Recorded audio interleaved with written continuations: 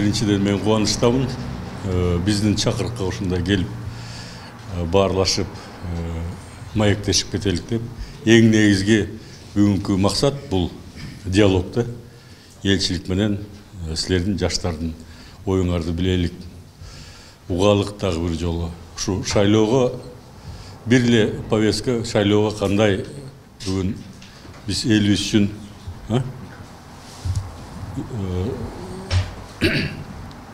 шайлоого кандай даярдык көрөбүз. Эң негизги менин оюмча, мен билем, жерде бул мыйзамга ченемдүү, ар бир өңөрдүн көз карашыңар бар, ар бир өңөрдүн түшүнүңөр бар. Бул мыйзамга ченемдүү, бири-бирибизди сыйлап, урматтап. Бирок ошол эле кезде мен башында чакырып кетет элем. Ушу кыргыз элин, кыргыз мамлекетинин аброюн ойлоп, бир жакшы сүйлөшөлүк, маектешипчи бир мындай кыргыздар айтып коет го, эзилип мындай бир пикирге келгендей болок да. Ошол себептен мен башында баягы уруксат берсеңер кыскача маалымат берип коеюн. Анан сиздер айткан сунуштарды Оразайым, Кудрет, башка ким, Казанда ким эле, Таширов беле? Сайыр жок да биякта, айткан сунуштар боюнча өзүмдүн дагы маалыматын берип коеюн. Эң биринчи мен эмне деп айткым келет? Тилекке каршы кээ бир маселелер бүгүнкү күндө жалпы жонунан чечилет. Бул жерде элчиликтин, же силердин, же бирөөнүн күнөөсү жок да. Эң негизги биз баарыбыз, мен ойлойм, мыйзамды сыйлаган кишилербиз, туурабы? Бул жерде отурган. Ушул мыйзам негизинде барысы чечилет. Анан элчилик, мен сиздерге айтып коеюн, шайлоого жооп бербейт. Шайлоого борбордук комиссия жооп берет, анан участковый комиссия жооп берет. Биз техникалык жактан тиги ошо комиссияга жардам беребиз, шарт түзүп беребиз. Эң биринчи бул абдан маанилүү маселе. Мен дагы келатканда эң тиги комитетте, парламентте өтүп атканда ушу маселени коюшкан. Тиги Россиядагы биздин жарандардын укугун, шайлоо укугун камсыздоо деген маселени койгон. Ал кезде эми билесиңер, жаңы келгенде көп саясий, экономикалык маселелер көп болуп, мен шайлоо маселеге көп мындай көңүл бурган жокмун. Мына былтыр күздөн бери биз, мына Оразайым, сен кечээ айтпадыңбы, эмне кам көргөн жоксуң? Мен баягы элдин көзүнчө айткан жокмун, сени тиги карасам, биз 7-8 жолу кат жазып турабыз. Ошол эле помещениялар боюнча, ошол эле электронный тиги голосование боюнча, ошол эле тиги жанагы биометрия боюнча, биздин ошо консулдук, мына бир жигиттер чыгып сын пикир айтпадыбы консулдук служба боюнча? Мен толук кошулам. Туура айтып атасыңар. Бирок тилекке каршы бүгүнкү күндө биздин техникалык мүмкүнчүлүк же болсо адамдын тиги жетишпестигинен ушундай абалга келип калдык. Чуручу болуп көрүп атасыңар күнүгө. Бул маселе менин дагы жүрөгүмдү өйүтөт. Мени дагы ойлонтуп чыгат. Адам катарында, ата катарында, бала катарында, инсан катарында. Анткени менин дагы балдарым бар, ушул жерде чурулуп, же болсо тиги кыздарым бар, тиги боюнда болуп жүргөн, же болсо ооруп жүргөн агаларым бар мен дагы.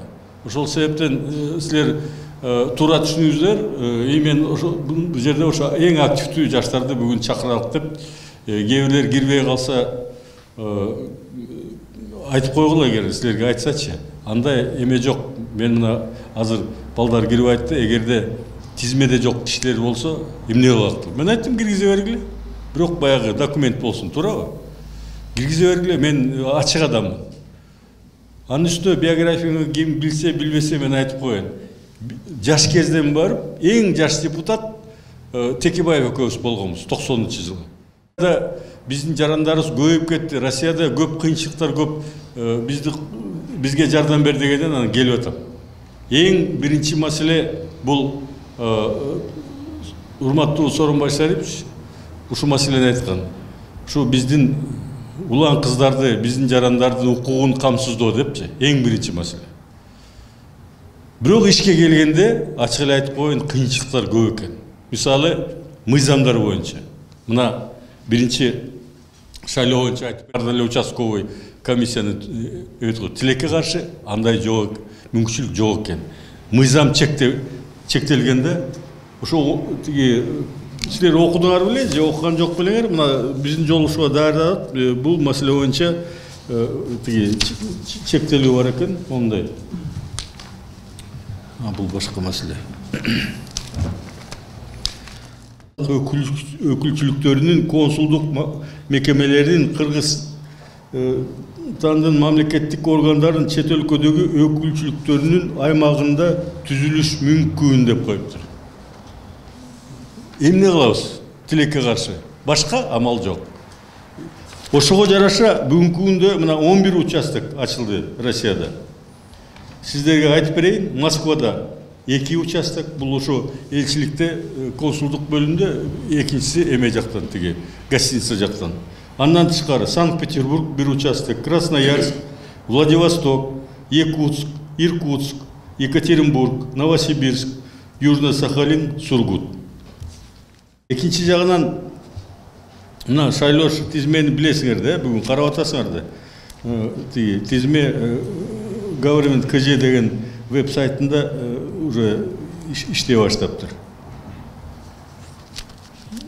Анан эми бүгүнкү күндө шайлоонун эмесин айтып коеюн, мына биз албетте тиги кызыктарбыз, бирок биздин жарандар канчалык активдүү болгон. Мисалы, 15-жылы общее количество избирателей 15 312 было за рубежом. Значит, в Москве 4338 избирателей было. Ойлоп көрсөңөр, и проголосовавших 517 человек. Болгону. Санкт-Петербургда 447 избиратель болгон, количество проголосовавших 30 киши. Красноярскийде 539 избиратель болгон, 220 болгону. Ишилип ушундай да, барын айтпай эле коеюн. Же болсо, мына бирок бир жакшы динамика бар, бирок кичинекей динамика. 15 000 болсо, тиги 15 312 болсо, тиги 15-жылы тиги парламенттик шайлоодо, президенттик шайлоодо уже 18 580 избиратель за рубежом болуптур да. Тиги по Москве количество избирателей тиги 18-жылы 6707 киши болуптур, 1252 киши добуш бериптир. Санкт-Петербургда 1016 киши 285 киши добуш бериптир. Красноярскийде 1304 избиратель болгон, 507 добуш бериптир. Владивостокта 407 избиратель болгон, 91 проголосовавший болгону. Екатеринбургда 737, 277 проголосовавших, и Новосибирскта 688 избиратель болгон, 222 проголосовавший болгон да бүгүнкү күндө. Ошол себептен тилекке каршы бул жерде мисалы жанагы биздин балдардагы сындабадыбы, жана башында айттым го, макулмун деп. Көбүнчөсү жетпейт, очередь туда-сюда. Көрүп атасыңар. Мурун 3 окошко иштечи. Азыр 6 окошко иштетип атабыз. Ошондо дагы бүт биринчи, экинчи, үчүнчү күнү аябай киши көп келет. 7-8-тен баштап ушу 8-9 кечке чейин эле биздин балдар эзилип калат, ачык айтканда. И жалаң эле ошо биз учабыз дегендер да бүгүнкү күндө. И кээде жетпей калат ошо тиги паспорт алганга, же болсо конский учетко турганга, туура андай. Бирок ошон үчүн бул жерде мен урматтуу мекендештер бир нерсеге биз ачыкпыз, силер менен кызматташканга даярбыз. Азыр ойлонолук, сүйлөшөлүк, кандай кылабыз депчи. Участоктор бекиди. Эгер участокко көбөйтүш керек, бул биз чечпейбиз. Бишкектен чечилет. Ошону эметип кылган. Мыйзамды өзгөртүш кетесиздер, биз чечпейбиз, муну парламентке кайрылган. Азыр бүгүнкү күндө президент чечпейт бул маселени. Анткени мыйзамды депутаттар кабыл алган. Андан тышкары сиздерге айтып коеюн, финанс маселеси эми бюджет абалын уккандырсыңар, өзгөчө могу пандемия убагында экономикабыз өтө оор абалга келип калды. Чоң тиги каражат бөлүш керек мындай шайлоо өткөзгөнгө. Ошол себептен бул жерде кандай ушул абалдан чыгабыз, кеңешелик, сүйлөшөлүк. Эң негизги мен силерден суранат элем мындай да. Силер ойлобогула, элчилер, өкмөттөр, жетекчилер бир күнү келет, бир күнү кетет. Силер ушу кыргыз элинин аброюн, анан мамлекетибиздин келечегин ойлосоңор. Саясат деген, мына мен айтып атпайбы, саясаттын өйдө ылдыйын, ысыгын, суугун көрдүм, мустагын тоңго чейин бардым дегендечи. Бул баягы убактылуу нерсе, өзгөрүп турат, кубулуп турат. Ошол саясаттан мындай саясатты баа берсеңер дагы бир тараптуу болбой, көп тараптуу акылдуулук кылсаңар, кызыгандыкка алдырбасаңар деп мен сиздерден суранам. Анткени бул жерде айтып атпайбы, мына 27 февралда Кремлевский дворецте кандай кыргыздардын туусу көтөрүлүп ушундай ага чейин баары таң калган. Мына Владимир Владимирович концертке келсе дагы до конца отурган эмес. Анан баарыңарга рахмат. Ошол жерде жакшы көрөсүңөрбү, бийликти жаман көрөсүңөрбү, бирок эл туруп ошол жерде кол чаап анан кетирди эки президент. Туурабы? А бул эмнеси? Бул бир президенттер үчүн эмес. Мен ойлойм, мындай мамиле бүт чиновниктер көрөт. Ошол эле кыргыздарды токтотуп аткан полиция көрөт, туурабы? Ошол эле жумуш берип аткан тиги работодатель көрөт. Анан айтат, бул кыргыз эл жөнөкөй эл эмес экен, мындай тигиндей мындай мамилеси өзгөрөт. Өзгөрүлгөн. Мен дагы баягы СНГ мамлекетинин элчилеринин арасында ачык айтканда мындай кичине эметип калгамда, сыймыктаныпчы. Анткени мурун кээ бир СНГнын мамлекеттери тиги зал ошол Кремлевский дворецти алып алып, эмете албай калыптыр, толтура албай. Уят болуп. Жатып алсак деле болот беле ачык айтканда? Болмок. Мыйзам чегинде. Мага дагы инструкциялар келген. Дистанцияны өткүлө токтоткула деп. А мен кайдыгер карай албадым. Мен өзүмө жоопкерчилик алдым. Айттым, эмне болсо дагы биз иштейбиз деп. Балдар ооруду, сыктады, баарына чыдады, иштеди. Мына Кудайга шүгүр,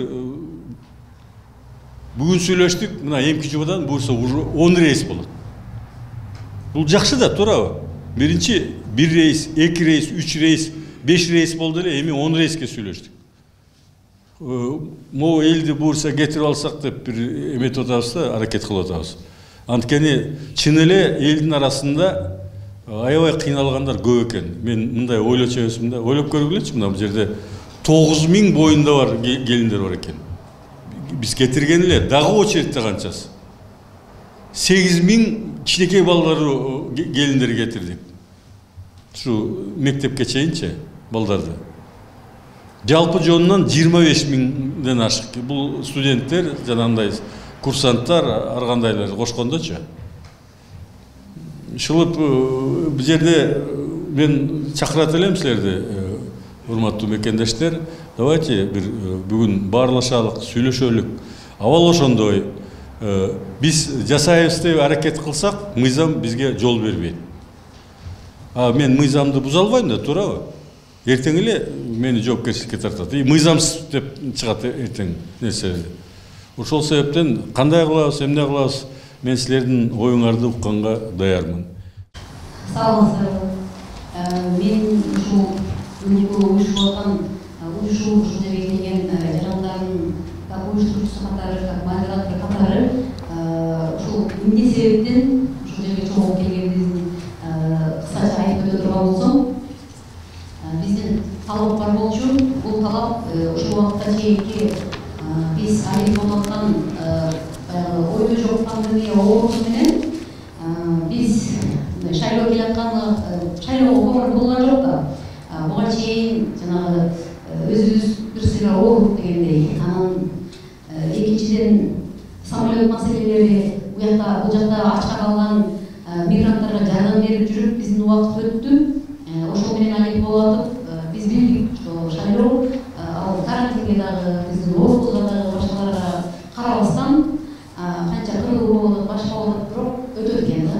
Бирок шайлоо өтө турган болсо биз кичине мындай басаңдап калдык Кыргызстандагы оорулар. Ошон үчүн шайлоого көңүл бурганга мажбур болдук. Эми биздин бул жака кайрылганыбыздын негизги маселеси 4 августта ошол Кудурет Тайжабаевдин немеси боюнча, маселеси боюнча электрондук шайлоону көрүп калдык. Фейсбуктан анан ушул активдүү жарандар менен талкуулап ошол маселени ишке ашыралы деген ойдо тийиштүү жактарга өзүбүз чогулуп ошол жактан резолюция кабыл алып тийиштүү жактарга кайрыла турган болдук.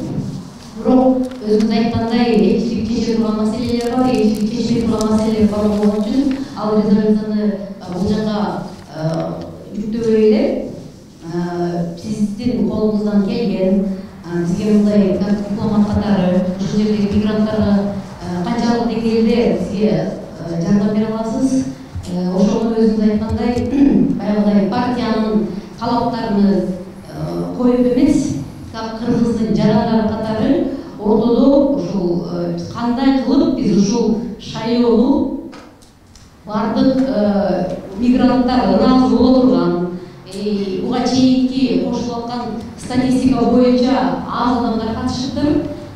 Мен ойлойм, биздин талаптар эси ишке ашып кала турган болсо, ошончо мигрант кандай пандемия убагында активдүү катышкан болсо, шайлоого дагы ошондой активдүү катышып берет деген ишеним бар.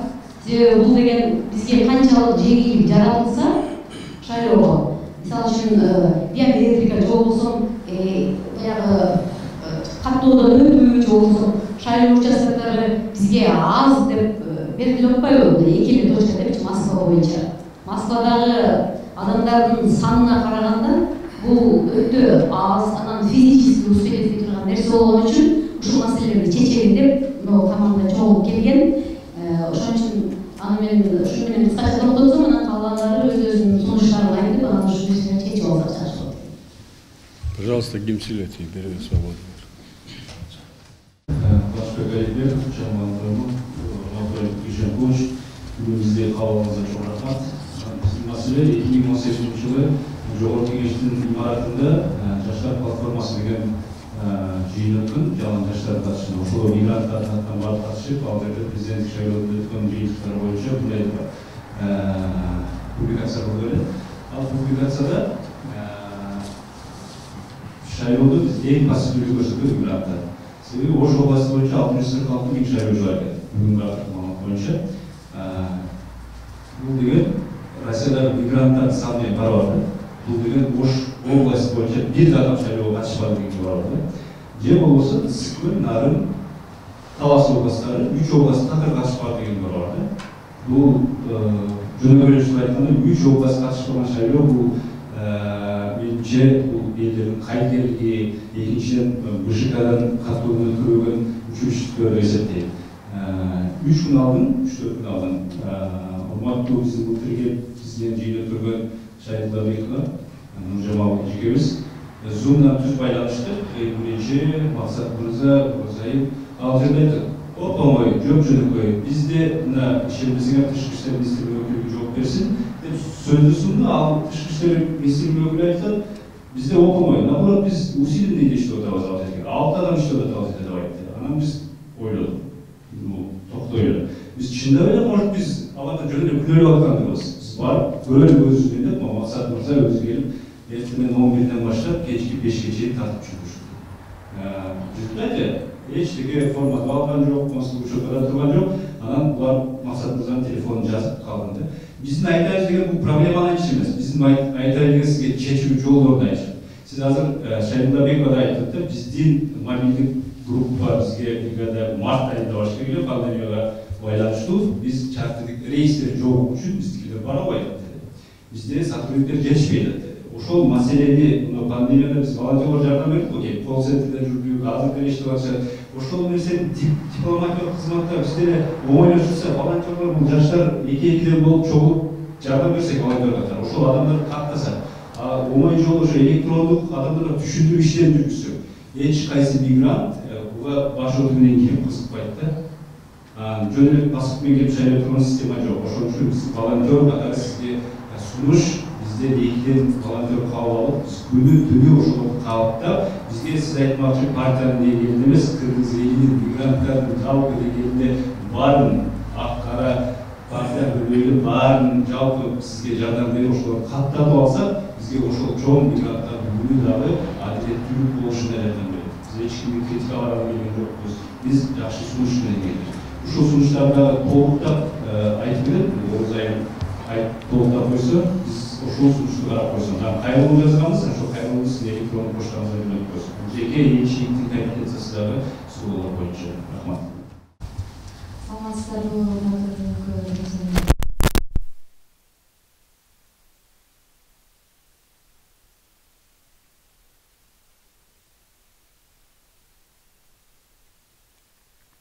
Biz айтмакчы, пандемия убагында элчиликтин арасында деле өкмөттүн өкүлү катарында аябай кесипкөй инсан экендигиңизди, кесипкөй адис экендигиңизди көрсөтүп турасыз. Бул жерде жогоруда Кубаныч мырза айтмакчы, дүйнө жүзү боюнча тараган мекендештерге 13 000 эле кыргыз жарандарына шайлоо укугу берилиптир. 13 000 кыргыз жаран катышат. Ал эми жалпы шайлоого катыша турган кыргыз жарандардын саны 3,5 миллион экен. Эми элестетиңиздер, дүйнө жүзүнө тараган мекендештер 3,5 миллиондун 13 000 эле экен да. Биз миллиондоп чет мамлекетте жүрөбүз. Мен билем, сиздин жоопкерчилигиңизге кирбейт экен, мыйзамды сиз жазган эмессиз, сиз болгону өкмөттүн өкүлү катарында бул жерде. Өкмөттүн эмес. Биз мындан 1 жыл мурда байба-бай сизге каттап, эртерээк бизди мына суроо талаптарыбызды жеткирсеңиз жакшы болот эле деп, эртерээк ушул миллиондоп тарап кеткен биздин мекендештердин үнү, ошолордун талабы жетсе экен деп, биз ушул шайлоого жакындаганда кысталыш мезгил болуп каларын билип туруп, алдын ала айткан керек. Бул жерде сиз айтып атасыз, баягы мыйзамда жазылган дегиле кыргыз мамлекетинин өкүлчүлүгүнүн мекемелеринде гана шайлоо участоктори ачылат. Мен айткан жок, мыйзам айтып атат. Мыйзам айтып атат. Эми сиз ошол мыйзамды элге жеткирип айтып атпайсызбы? Бирок баш мыйзамда антип жазылган эмес. Баш мыйзамда биометрикадан өтүшүң керек, консулдук каттоого турушуң керек деген мыйзам жок. Баш мыйзам бизге биринчи орунда турабы, же кийинки киргизип койгон атайын саясий кырдаалга жазылган мыйзамдар бийик турабы. Ошону да калжап көрүшүбүз керек. Пандемия учурунда сиз айтып атпайсызбы? Бизге деле эрежелерди сактагыла, мынтип отурууга ишиңерди жабагыла деген берген деп. Азыр деле сизге деле ошол чөт эле отуруп туруп, сен мыйзамга киришпешиң керек, шайлоо участогу ачуу сенин милдетиңе кирбейт деп бийлик тараптан ушундай мыйзамдар деги алар кабыл алынган токтомдор келип атат. Бирок баягы күнү биз Zoom'да түз эфирде сүйлөшүп атканыбызда Шайла Бекова биз мына форма 2 эмне үчүн онлайн сиз өзүңүз ушул жерде отуруп бизге убада берип кеткенсиз, форма 2-ни онлайн тапшырсаңар болот. Анын 26 июлда ачылыш керек эле, ачылган жок. Бул жерде сиздин күнөөңүз кетип атат деп айтканда, ал кайра бул жактагы консулдук бөлүмдү күнөөлөдү. Силер деди форма 2-ни онлайн тапшырам деби, консулдук каттоого туруп алсаңар деле болот да, консулдук каттоого онлайн email дарегине сканерлеп өзүңөрдүн документиңерди жиберсеңер, биз шайлоо участогун ачканга милдеттүү болобуз деп атат. Ошондо мындай деген суроо жаралат. БШКда күнөөбү же бул жакта консулдук бөлүмдө күнөөбү? Анан мен эртеси күнү консулдук бөлүмгө келдим. Консулдук бөлүмгө келип, мен деген бул жактан биометрикалык каттоо боюнча, консулдук учурга туруу маселеси боюнча кетейин деди менен, десем ал жерде ошол чарта кеткенсиздер, тизмеге тургандар аябай көп экен. Анан Алмаш эжеге чыкты, Керим Расыловду билем, аябай жакшы мыкты кесипкөй адис экен. Алмаш эжеге заматта жооп берди. Айтты, биз консулдар жетишпей атабыз, жакын арада рейстер көбөйтүлөт, ошондо силерди биометрикаңарды алганга, дегеле консулдук каттоого тургузганга убактыбыз кененирээк болуп, биз ошондо жетишип калабыз деген үмүттөбүз деди. элчилик өз дагы жооп берип өзүнүн сайтында маалыматтарды чыгарат. Анан мен ошол жанагы электрондук дареке биздин кантип консулдук учетко турушубуз керек экендиги тууралуу ромашежеден мен маалымат алганымда бланк бар экен да. Ошол жерге өзүбүздүн данныйларыбызды жазып, 3-4 сүрөтүбүздү тиркеп, колубузду коюп, сканерлеп жиберсек, электронда биз консулдук учетко туруп калат экенбиз. Биз сизди сындап, же сизге мындай бирдеме айтуу үчүн сиз айтмакчы бир партиялык же кайсы бир коптук олоттук деңгээлде эмес, ушул жердеги миллиондогон жарандардын эртеңки тагдыры, ошолордун тандоосу үчүн биз ушул жерде активисттер өзүбүз эле жыргап бизнес жасап алып, талтай отура бербейли, мамлекетке салым кошолу. Ушул жердеги кайсы бир кызыкчылыктарга алданбай, акчага алданбай, бир партиянын этегине барып жашырып же эртең кызмат жасап алайын дебеген инсандар көп. Мына ошолор туура таза кандуу жасаш керек. Ошолор консулдук учетко кантип турууну билбейт. Мисалы, консулдук учетко турайын деп келсе, ал жерде очередь көп. Биз сизге мына пандемия учурунда канча волонтерлор келди, канчалаган инсандар жардам берди. Шайлабек өзү дагы багып берди. Биз сизге волонтер болобу дагы, жанагыны бир мыйыл даректен жиберсек болобу деген суроону бергени келди. Анан сунуш кайсы партия экендигине карабай, эң мыкты деген, эң активист дегендер биз ушул жарандарга маалымат жагынан кайра силерге жардам берет. Ошончо жарандардын башкы консулдук учетко турса, эртең алар келип бир гана шайлоодо эмес, өздөрүнүн укугун дагы мыйзамдуу түрдө коргой алат экендиги чын. Ошону биз айталы консулдук учетко мына турасыңар, сканерлеп жиберип койсоңар консулдук каттыгы туруп каласыңар. Эгерде биздеги 50 000 адам консулдук каттыгы туруп калса, анда шайлоо участкаларын ачпоо бул Шайлабекованын мыйзам чегинде өзүнүн жасаган иш аракеттерине байланыштуу болот. Эгер ал ачпаса, анда өзү мыйзам чегинде жооп берет, сиз эмес. Аны биз жакшы билебиз. Эгерде мен силер консулдук учетко турсаңар, мен ачпай койсом мыйзам чегинде жооп берем деген убадасы бар, бизде видео фактылар да бар. Анда аны биз Кыргызстандагы мыйзам ченемдүү кадамдарга барып өзү менен сүйлөшүп алабыз. Ушул биздин көтөрө турган бүгүн сиздерге маселе. Ана резолюция кабыл алганбыз, онлайн шайлоо боюнча аны дагы арыз менен тиркеп сизге узатабыз. Рахмат. Урматтуу мектептештер, кечиришим коюп, мен атым Максат Мамушкулов, жаңылан уюмунан болом. Сиз азыр төмөндө айтып кеттиңиз, сындап колго келиптер, ошол ишенемин. Ал жерде биздин максат сындоо болгон эмес. Эң негизгиси биздин максат ошол ШКнын төрайымы Нуржан Карманбековнун айтканы чындап эле жөпжөнөкөйдү өтүү жолдоруна кандай тоскоолдуктар бар, ошону текшерүү максатында эле мигранттарга жеткизүү максатында биз тасма тартканбыз. Ал жерде эч кандай биз келип консулдук бөлүмдү сындоо бизде эч кандай максат эмес. Биздин натыйжабыз башка да. Бирок ошондо биз маалымдоо жыйынында өзү Нуржан Карманбековна билдирип кеткен, сиздер биометрика турган жарандар Кыргызстандын жараны кимге болбосо кайсы күнү барсаңар консулдук эшик ачык, барып жөпжөнөкөйдө форма 2-ни чыгарып толтурсаңар консулдук каттыгы турасыңар. Шайлоого ошондо мүмкүнчүлүгүңөр силерде пайда болот деген. Ошону улай 6 август мен жумуштан жол сурап атайын элчиликтин консулдук бөлүмгө келгем. Өзүм да видеодо көрсөңүздөр керек, 428 жолу 4 саат ушул жерде мен туруп, аягыман натыйжага чыгайын көрөйүн деп мен бардык баскычтарды басып жетип бардым. Ошондо мага төмөнкүдө жооп беришти. Консулдук бөлүмдө кызматкерлер. Ал жерде чынында жетишпей атканын мен көрдүм. Себеби ал жерде бардык эле Кыргызстанга көчүп кетүү максатында аябай чоң кезектер турат. Анан жетип келгенде мага төмөнкүдө жооп берип атат. Бизде эч кандай бланк келген жок. Биздин базалар бул нерсеге байлана элек деп. Ошондо натыйжасында Нуржан Карманбековна айтылган нерсесин менен дал келбей атат да. Ал айтып атат, бизде консулдук уюмда, консулдук мекемебиз даяр алганга, биз иш жүзүндө келгенде даяр эмес деп атат да. Биз ушуну эле чагылдырып көрсөтөлү, чындыкка жакыныраак деп көрсөткүбүз келди да. Бүгүн да мына өттүм, бүгүн да бирок натыйжа алган жокмун. Мен бүгүн башка жол алдым. Башка жол алдым дагы ал жоопту кайра менин дөмөлгө коюп койду да. Келди дагы айтты, сиз онлайн карта боюнча өткөндө жазып чыгыпсыз, Ал боюнча эмне үчүн сиз сурап алдыңыз? Канчасы жөнөтүңүз болот, сиз катталып каласыз деп туруп, кайсы күндөр болуп турат да. Ошондо өткөн күндө бизде ора кечирип кылбай айтып койсо болмок. Ошо. Бул жерде биз эч кандай сындоо максатында эмес. Эң негизгиси ушул мигранттар bizde жалпы түрдө катышып мүмкүнчүлүк алып добуш бериш максатында эле иш аракеттер жасап жатабыз.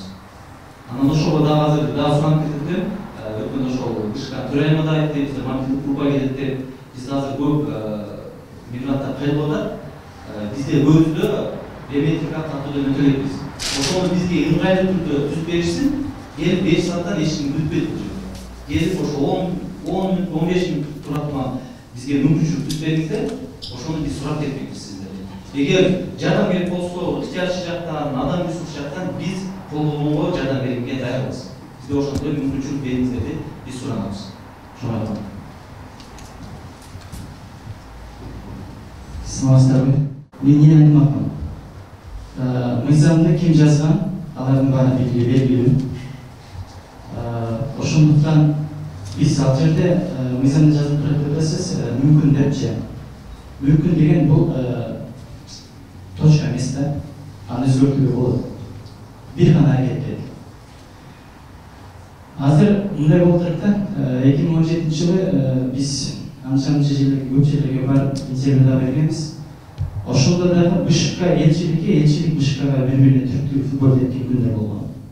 Азыр да ошол башталды. Келиңиздер, бири-бирибизге футбол этпей, бири-бирибизге жөнөтпөй. Алибек Шишимов сизден өтө сураныч.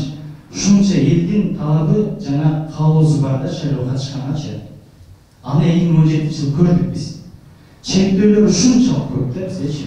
Шайлоого катышуунун мындай пункттары көп. Жана Кыргызстандан эле бир документ жасаш үчүн атаңа бар, энеңе бар, балаңа бар, атаңа бар, ушундай туугандарыңа бар, бир канча папка документтер жасап берип анан кийин документ бүтүрө турган нерселер болуп койдук да.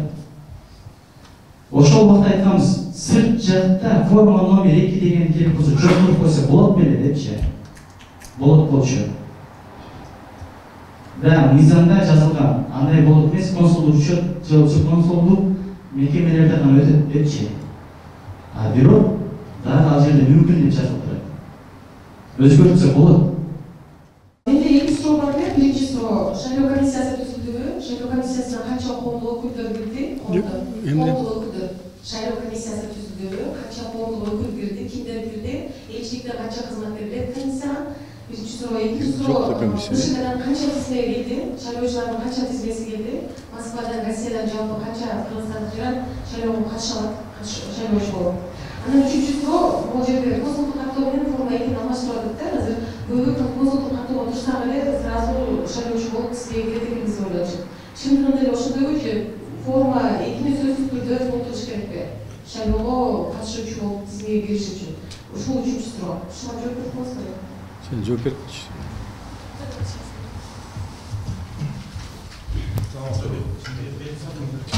Микрофон, да?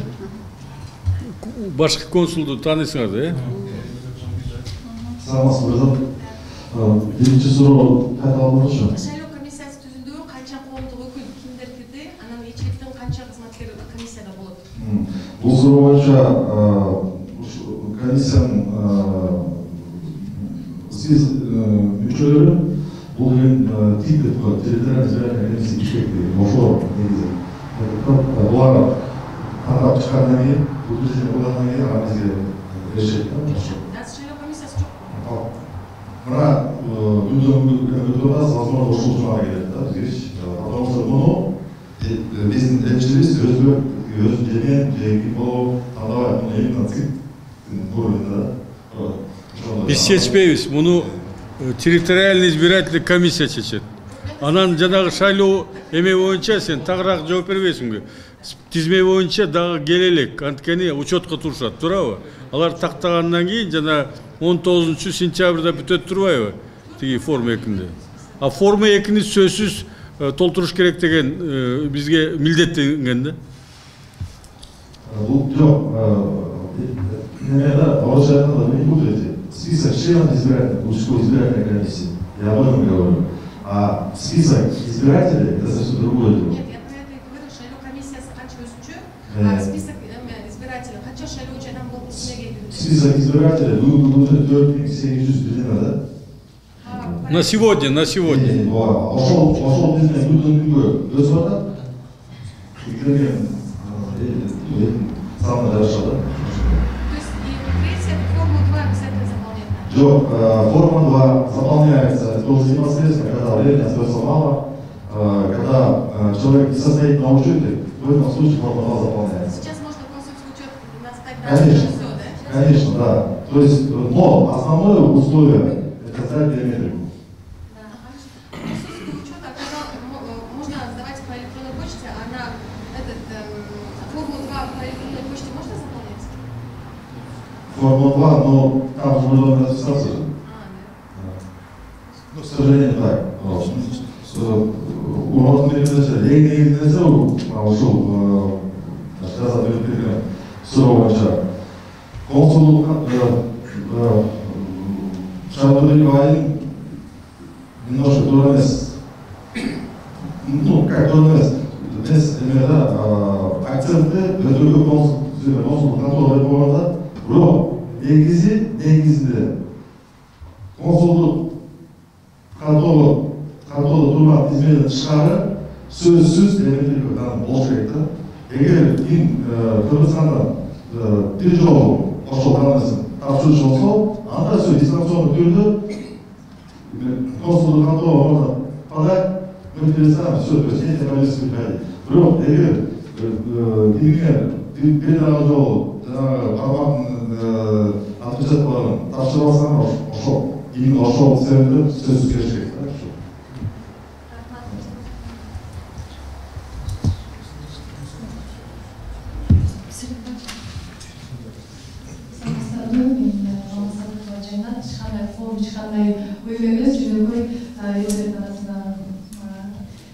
Азыр могу шайлоо жөнүндө жакшы сунуштарды, жакшы идеяларды активисттер колдоп чыгып атты. Бул абдан жакшы нерсе. Азыр айтып кетип атпайсызбы? Жалпы эл шайлоого катышкан кыздар жок, кыздар эмес. Өкүнүчтүү жери андай эмес. Себеби дегенде кайткенде эле абдан көп. Мисалы мен өзүм жашап аткан район боюнча ар бирин мындай жакындан тааныбасам дагы ошол өзүм жашаган айтылып калды, ошол жерде дагы өзүмдүн жеке ушул ойду билдирип коеюн. Негизи биз бул жерге чогулгандын негизги максаты сырт жакта жүргөн мекемдештердин ошол онлайн түрүндө шайлоого катыштыруу. Бул биз мыйзамдын талаптарына ылайык биздин бийликтен ушуну талап кылуу деп айтканда ушаныч болду. Буга себептер толук негиздер бар.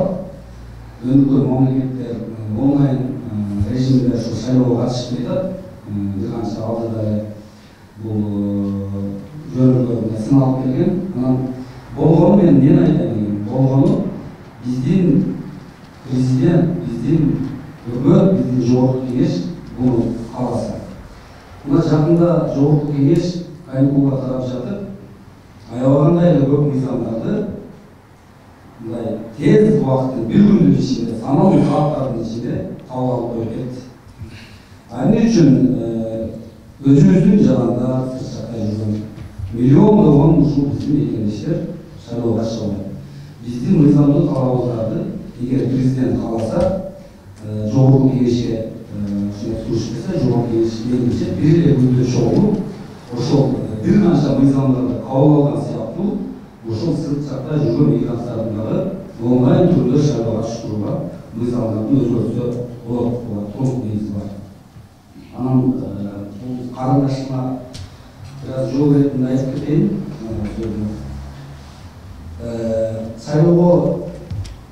Шайлоочулардын катышкы кызыктар эмес деп атасың. Мен буга толук менен кошулбайм.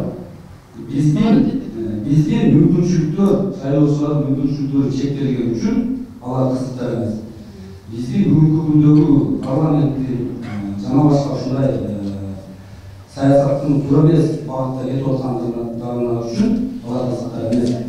Эгерде аларга мүмкүнчүлүк түзүп, ошол онлайн режимди киргизип, мыйзам кабыл алып берсе, мына бир мисал айтып кетейин. Жакында мына 4 ай мурун пандемия башталган учурда бизди мындай Москвада алыс кетпей Москва деле мындай пропуск менен цифровой пропуск менен жүрө турган режимге салып койду. Аны ар бир кыргыз өткөрдү. Ал бул жерде суроолор жаралып атат. Башка соц тармактардан дагы биздин кыргыздар билбейт, онлайн режимде өтсө, интернет аркылуу шайлоо берилген, катталуу мүмкүнчүлүгү жокса, добуш берилген жок болот. Башына келгенде баардык ишти кылса болот. Ошол учурда мисалы ошол цифровой пропуск менен жүргөн учурда баардыгыбыз эле интернеттен кирип, ошол госуслугадан кирип туруп эле катталдык. Бул онлайн режимде шайлоо катталуу да ошол эле.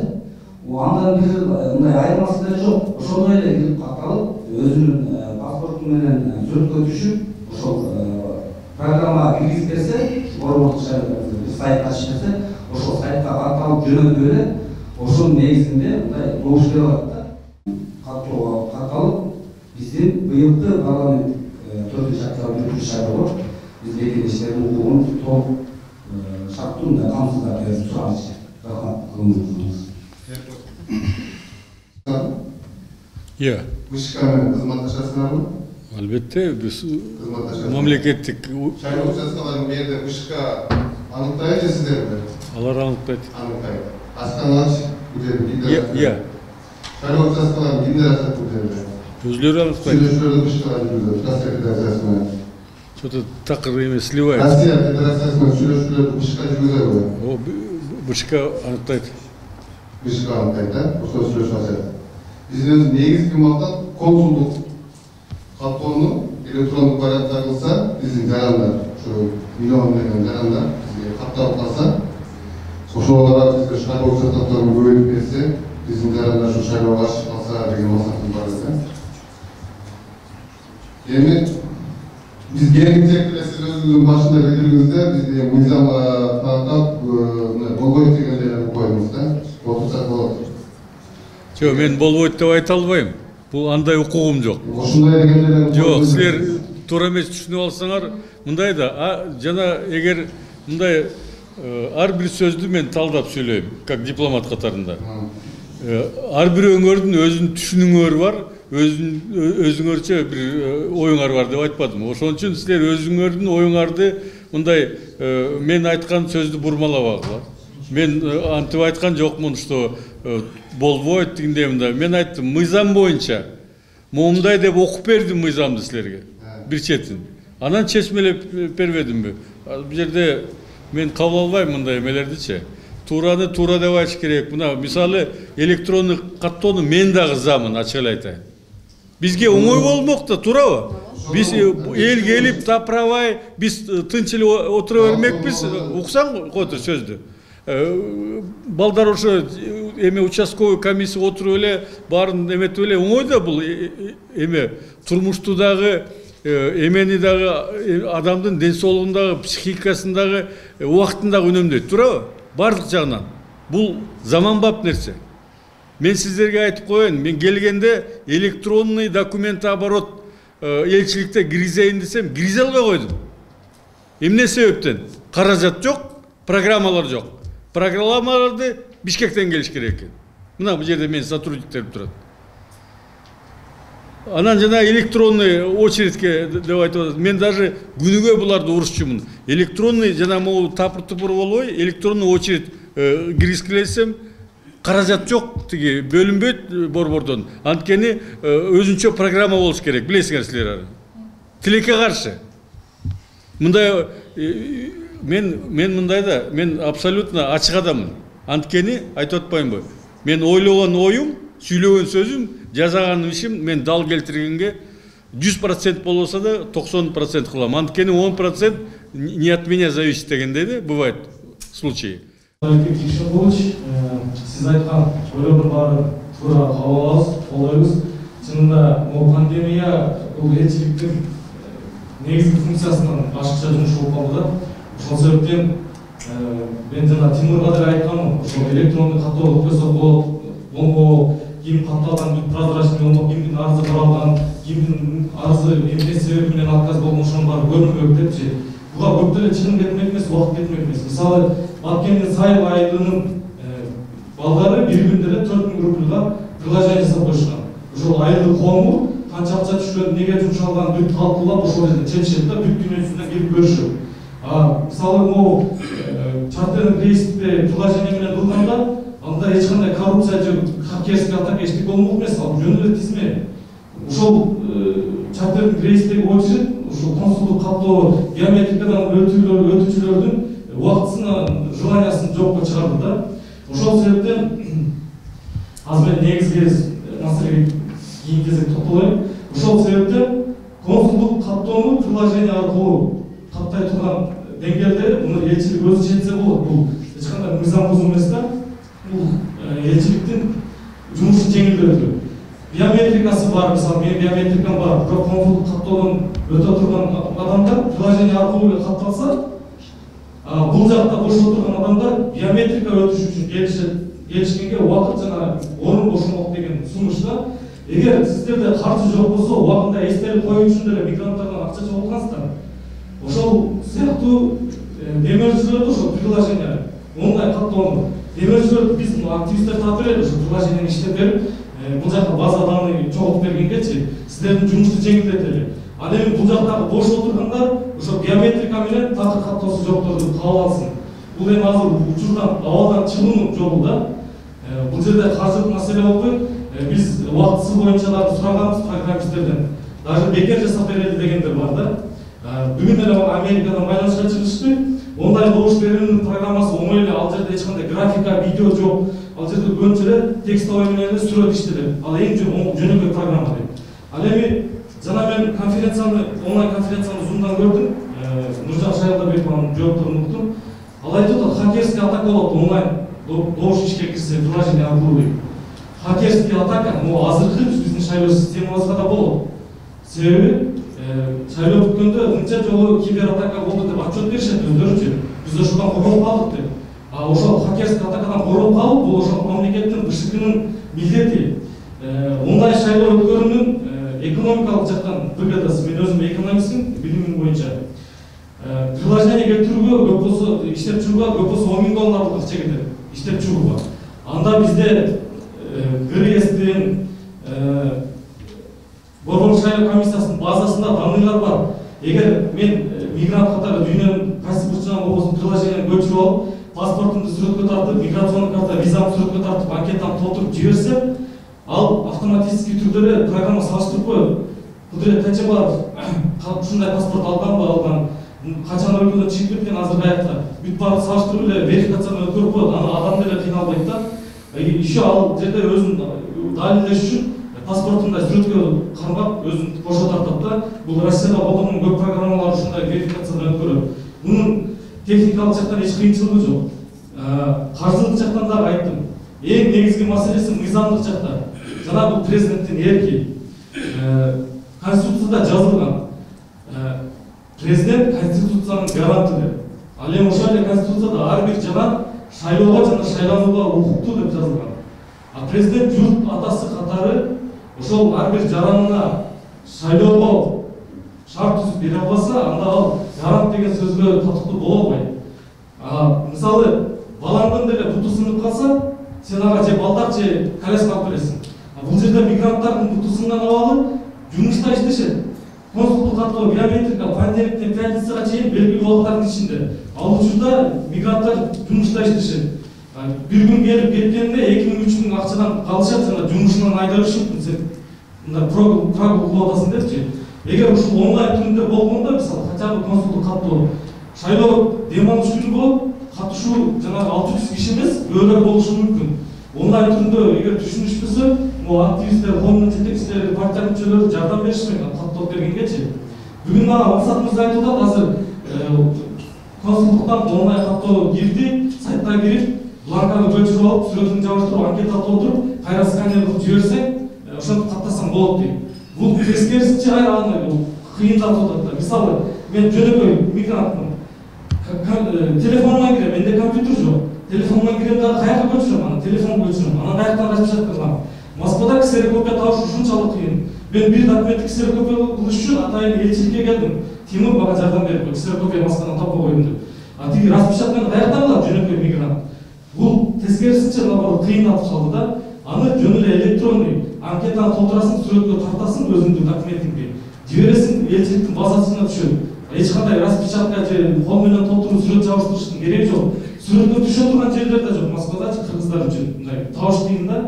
Ошол себептен айттым, эгер кыйынчылык болсо биз активисттер өзүбүз демөөрчү таап ошол балдарды иштеп берген команданы түзүп берели, сиздерге жардам болсун деп атабыз. А сиздер жанагы мыйзамга ылайык биометрика менен өткөргөн менен алип болуңуздар. Ал эми жана айтып кетишти, мыйзам чегинде Конституцияда жөн эле жазылган, шайлоого жана шайланууга укуктуу. А шайлоонун инструменттери мындай ар бир этаптары майда чүйдөсү жазылган эмес. Жана биометрика деген консулдук каттоо АА дегендер булар шайлоо кодексине киргизилген нерсе. А кодексти эч кандай референдум жок эле жогорку кеңештин бир отуруму менен өзгөртсө болот. Bir günde 57 mıysam özgürlükten Cumhurbaşkanı Kenşan'ı bir günde 3 okum bilen bütün bir alıp bolçu. Men oşul sunuştu ötөгөнгө чейин жанагы ишке ашпаган сунуш болуп уят болуп калбайын деп юристтер менен депутаттар менен түп менен кеңештим. Бир гана маселе бул президенттин жана бийликтин эрки. Эгер чын эле ушул мигранттар шайлоого катышсын деген ой бар болсо, жогорку кеңешке кайрылуу жазса, жогорку кеңеште карап бергизе болчу. Ошону кабыл алышса, техникалык жактан ал бир жумалык нерсе экен, каржылык жактан 10 000 долларга жетпеген акча экен. Тиги базасы неме? Мисалы бизге 2015-жылы жанагы биометриканы деле эл аралык уюмдар чыгып берген. По-моему, корейский койка деген фирма болуш керек. Бекер биздин мамлекеттен акча кеткен эмес. Демократияны мындай шайлоону прозрачный өткөрүш үчүн эл аралык уюмдар бар, ушул проекттерди каржылап бере турганчы. Россияда эле пилоттук версия Москва менен дагы бир шаарында өткөрдү. Онлайн голосование, референдум менен көрдүрмөнчү. Бизде ошол мигранттарды пилоттук версия кылып туруп, чет өлкөдөгүлөрдү киргизсек болот болчу. Эми бул азыр көпчүлүк нереально кылбайт деген менен теоретически кылса боло турганы далилденип турат. Баарын эле көз жетип атат. Бул бир гана кишинин эркинен болуп атат да. Ошол себептен эгер биз азыр онлайн шайлоону киргизсек, Россиядагыдай стимул бере турган дагы инструментин көрсөтүп болот болчу. Мисалы Россияда добуш берсең, картаңа 2000 же 4000 же 1000 рубль выборочно түшүп калат да. Эми бул элди шайлоого тартуу үчүн. Бизде эле мисалы ошол приложениени иштеп чыгып туруп, бизде азыр строительный компаниялар көп. Ошолорду кайрылып бирден квартира бергиле, биз ошол приложениеден добуш берген мигранттардын арасында ойнотуп коелу десе, элдер катышмак. Ошол шайлоого кызыкпагандар деле 5 минутта телефондон катталып ошол күнү добуш бермек да. Ал эми жана жаңа айтып кетти, элдер кызыкпайт деп шайлоого. Элдер кызыкпаган үчүн эмес. Bir gün gelecek, очередте туруп, биометрикасын өтүп, же болбосо неме кылып, кайра шайлоо күнү келген жумушту мындай татаалдык, добуш берүүнү татаалдык кылган үчүн катышпайт. Мисалы Егоров, Королёв, Подольскан келгендер, Сергеев Посадтан келгендердин акчасы жол кереге убактысы кетип атат. Ошол себептен мындай шайлоо процесс кыйын болгон үчүн катышпайт. Эгер онлайн болсо баары эле катышмак. Жанагы сиз айткан статистикага байланыштуу Москва боюнча 600 адам добуш берди дегенчи. Мен өзüm bir partiyаны нойдон баштап, жогорку кеңешке келгенге чейин агит командасын жетектегем. Ошол жерде ушундай талкуу болгондо айтышкан. Не калсын Москваны неме, Москвада көңүл буруп. Ал жерден ашып барса 10 000 адам башып чыгышы мүмкүн, итеп ал 10 партияга бөлсө 1000 адам. 1000 адам болуш бизге кереги жок деген. Ошол себептен партиялар, депутаттар мигранттарга кызыкпайт, алардын маселесин чечпейт. Аларга көңүл да бурбайт. Себеби алар добуш бербейт. Шайлоо кодексинде партияларга болгон талапта ар бир 4-чү аял болуш керек, ар бир 8-чи жаштардын өкүлү болуш керек, ар бир 10-чу башка улут болуш керек. Жада калса мүмкүнчүлүк чектелгендерге чейин квота бар да. Бирок Кыргызстанды багып аткан, Кыргызстандын калкынын жарымын түзүп аткан мигранттар ошол квотага кирген эмес. Негизи логика боюнча кириш керек болчу. А эгер ушул онлайн каттоо, онлайн приложение аркылуу добуш берүү ишке ашып калганда, ошол партиялар чуркап бермек. Не болду деп. Же болбосо партия лидерлери автобуста айдап ошо границага келип өздөрү алып кетмек. Элчиликти ал жумуш менен неме кылбай, парламент өздөрү эле чечмек да. Могул жердеги эл үчүн кызмат кылып жүргөн жигиттер, кыздар, буларчы себеби булар өзүнүн турмушу менен өткөргөнү менен алип болбостон, элдин да маселесин чечип жүргөн. Ошол эле учурда айлык алышпайт, ашыкча убактылар кетишет. Булар да бир неме тандыр тарабынанбы же бир коомчулук тарабынанбы сыйга бир награждение татыктуу адамдар да. коомдун жетекчилиги менен чектелип калбаш керек. Булар да ошол парламентке барып, элдин көйгөйүн ошол жерде четсе, элчиликтин жумушу жеңилдемек. Себеби, мисалы, Москвада 700-ге жакын кыргыз атомдар, андан сырткары Россиянын атомдугун алган кыргыздар бар. Бул деген сиз Ош областы менен Жалал Абад областын кошуп алып, губернатор, мэр, бүт бардык кызматтардын милдетин аткарып атасыз деген сөз да.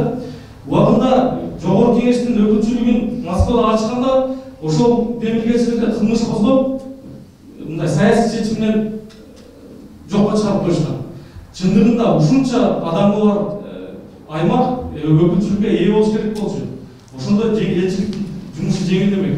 Элчиликтин эгер ушул жердеги адамдар кандидат болуп, депутат болуп калса, элчиликтин бюджетин да кеңейткенге карап бермек, штабын кеңейткенге карап бермек. Мисалы, сиздердин штаб башка элчиликтер менен эле бирдей да, чынын айткандачы. Башка өлкөдө 15 жаран болсо, ошол жерде деле ушунча адам иштейт. Ошол себептен халктын санына жараша имаратты дагы, штабты дагы, бюджетти да кеңейтиш керек. Ошол маселени ким көтөрөт? Ошол жерде мигранттардын өкүлү катары депутат болуп отурган адам көтөрмөк. 5 жылда биз көрдүк, бир депутат мигранттардын маселесин көтөргөн жок. Жада калса мигранттарды шайлоого катыштыралы деген демилгени да уккан жокпуз. Ошол себептен Аликбек Жекшенкулович, сиз биздин сунуштардын жок дегенде өзүңүздүн колуңуздан келген жагын колдоп берсеңиз, жана тигил жактан чечиле турган маселеге көмөк көрсөтсөңүз, биз менен кошо ыйласаңыз тарып үчүн балким ишке ашып кетет. Себеби сиз деген президенттин чүз өкүлүсүз. Ал жактан кандай бул жакка связь болсо, обратный связьда ошондой сизге быхыт бар деген ой менен жыйынтыктагым келет. Чын дилиң менен жакшы сүйлөп бердиң. Көбүнчөсүн деп коеюнчу. Мен колдойм сенин ойлоруңду. Акыл жаштан деген чын да, ачык айтканда бул жерде. Деги эле мен ойлойм, мезгил келди окшойт. Ушу Москвада көп нерсени жаштар колго алыш керек экен. Жыланын четин чыгарып коюн. Түшүндүңөр да, калган өзүңөр билесиңер деп коет. Анткени мен эмеге аралаша албайм. Жана коомдук уюмдарга. Дагы бир жолу, мисалы, мындай коомдук уюмдар менен жолукканда бүгүнкү болуп аткан окуя мен салыштыра албайм да. Калган айтпай эле коеюн. Жакшы ойлор, жакшы эмелерди, сунуштарды айтып атасыңар. Эме боюнча тиги мен жашырбай эле консулдан сурайын. Возможно вот это электронный научился? Ошону айтып отурам, можно. Эгер действительно ушундай диаспорадан именно жанагы каражат жагынан деп айтып коелу. Ошол жагынан эгер если ошого эле токтолуп аткан болсо, аны чечсе болот. Анткени негизи жок, мындай да, мен түшүндүрөйүн. Я просто если дополнить айтып. Хорошо, давай. Жана мобильный Бул жаңы консул билесиңерби тиги Дастандын ордуна келди. Ошол вице-консул бул эме мурун иштеп кеткен Букалаев тиги Алмаз деген тоже тажрыйбалуу жигит. Москвада иштеген, Кытайда иштеген, айтып. Саламатсыздарбы. Жана мобильный приложение консулдук учетко туруу боюнча бул процесс башталган. Азыр деген Тышкы иштер министрлигинде консулдук кызмат департаменти бар да. Ал жерде жана кыргыз консул деген мобильное приложение буюрса уже тестовый режимде иштеп атат, балким бирөө билет. Ичинде тревожная кнопка бар. Посольствого байланган ар бир чет өлкөдөгү биздин өкүлчүлүктөргө кабар бере турган.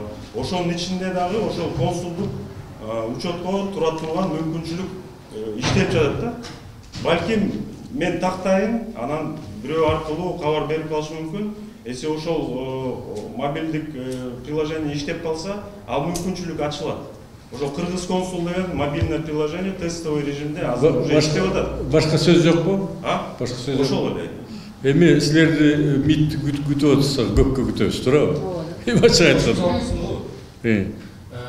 Биз одноразовый предложение кылып, Москва 2020 дегенчи Москва шайлоо. Жок, мен азыр оюмду айтайын деп атам. Биринчиден Лазат менен тиги Оразайым жакшы сөздөрдү пропустили. Жакшы ойлорду. Жанагы мындай кылалы кандай? мен маселени токко тережени чечкенди жакшы көрөм. Силер жанагындай программисттерди тапкыла. Ушу жакынкы күндөрдө эле жолго алып бияка келгиле. Ким каражат табам деген дагы келгиле. Сүйлөшөлүк макулбу? Узкий круг. 4-5 киши. Мына Кудурет сен дагы кел. Анткени бул жерде мен хоть заманбап адаммын, но бирок мага билим жетишпейт жанагы эме боюнчачы, тиги программирование боюнчачы. Бул өзгөчө бир эме. Мен мисалы жарым жыл болду. Мен ачык эле айтып коеюн, электронный очередь киргизип урушчумун пандемияга чейинчи. Жарым жыл болду. Эмне себептен программа жок, каражат жок деп өзлөрү балдар бирөөлөр активисттер айтпай эле коюн, жаза беребиз деп жазабай койгон да. Ошон үчүн баарыңар күбө болгула, мен макулмун.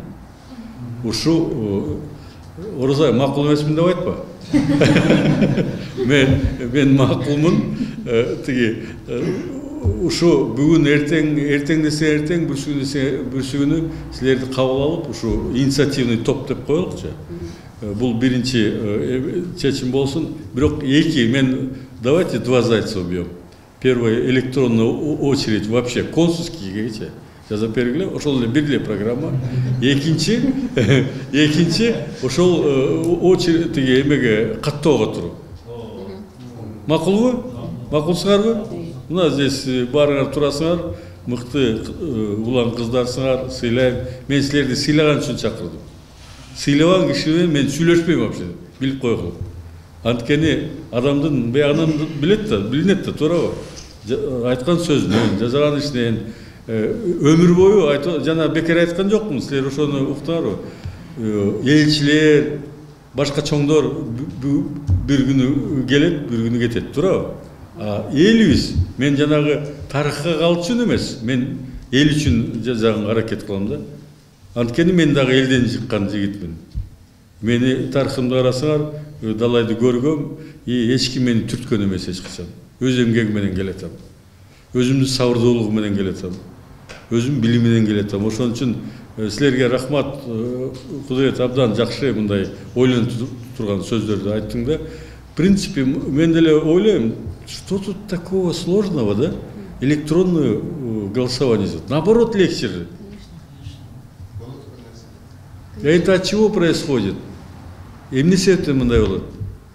Адамдын билими жетишпесе, адамдын интеллекти жетишпесе, зачем мындай очередтерди кырылышып, тыйынтышып, минтишип жанагындай эметпейле, туурабы? Азыр 21-кылымда жашап атканыбызды көбүлөр унутуп калат, туурабы? Баягы эле кыргызча ручном управлении башкаргысы келет. Андай заман өткөн туугандар. Анан азыр могу пандемия бир чети, билесиңер, любой окуяда жакшы жана жаман жактары болот. Жакшы жактары кимди ким экенин көрсөтүп койду. Мына мен азаттыкка бергенде Лазат билет, мен ачык эле айттым, биринчи маселе бул кадр маселеси экен элчикте. Уктуңар да. Мен бияка келатканда ойлогом, мына силерге окшогон улан кыздар мурун мыйзам башкача болсо да, мен министр кезимдечи буюрса ошол жактан конкурс объявить керек болсо ошол жактагылардан эле мыкты улан кыздарды тандап алыш керек деп элечи. Именно ким мигранттар? Анткени биринчи маселе президентибиз мигранттардын маселесин чечиш керек. Ким билет? Тетиги МИДтин кабинетинде галстук алып отургандарбы же силер билесиңер? Мен азыр намерением бар, больше силерге айтып коеюн. Буюрса парламент, жакшы парламент келсе, мен өзүм досторума айтам, ушу мыйзамды өзгөрткүлө. Элчиликке мигранттардын арасынан ушу мыкты кыздарды конкурс кылып, ошолорду алганга мүмкүнчүлүк ачкыла деп. Барын болбосо да какой-то процент болот да, жанагы айткандай, кызматка же депутатка, туурабы? Болот албетте. Анткени силердин башыңардан баягы үйдө жылуу жумшак ата-энеңердин жаныңарда эптеп турмуш өтөт деп жүрбөй, өзүңөр изденип, өзүңөр мен оокат кылам, мен өсөм, мен өнүгөм, дүйнөнү көрөм деп келдиңер да, туурабы буяка? Бала бакырамды багам, ата-энемди багам, бир туугандарга жардам берем деп. Ошол себептен мен ойлойм, мындай ачык айкын сүйлөп сунуштарыңар айтып атканыңарга рахмат. Мына Эдуард таанысыңар, мына эмен таануулар. До этого, Эдуард, может быть, между собой соберитесь, какое-то направление или пошагово муну биринчи момун жазыш керек. Но первый шаг я вижу. Силер, ошо активисттер араңардан бир 4-5 киши чогулуп, значит, программисттерди табышыңар керек. Значит, эки максат. Электронная регистрация и электронная очередь конский. Ошого чоң жардам берем. Анан мен элге жарыялам, мына могу жигиттер жардам берди депчи. Биздин бюрократия тилекке каршы мына электронный документтер бар, айтып кетпедимби? Көп нерсени мен айта албайм да, билесиңер да, баягы этикага жатпайт да. Биринчиден сизге ыраазычылык билдиребиз, ушул убакытта бизди кабыл алганыңызга ыраазычылык билдиребиз.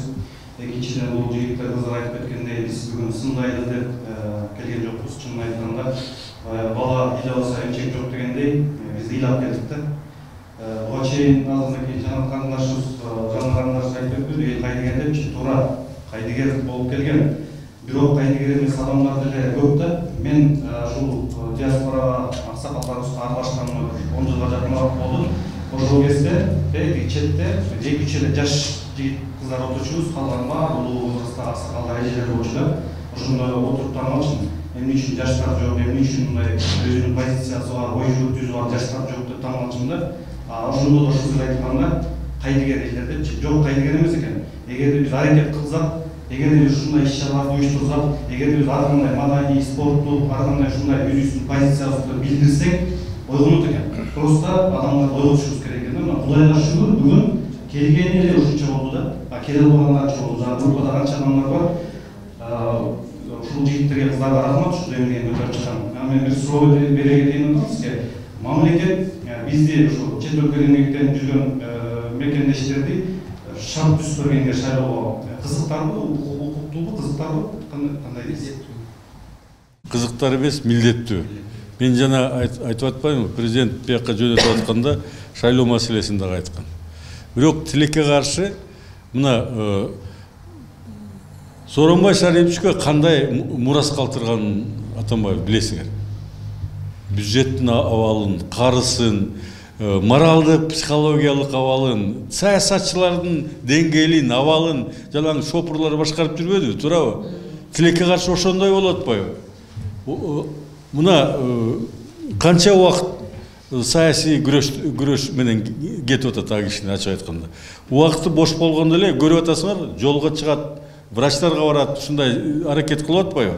Мен баягы вообще мен мындай пакта эметкенди жаман көрөм, чын айтканда. Өзүм дагы койбойм, бирөө койгондо дагы мындай кооптонуп карап турам да.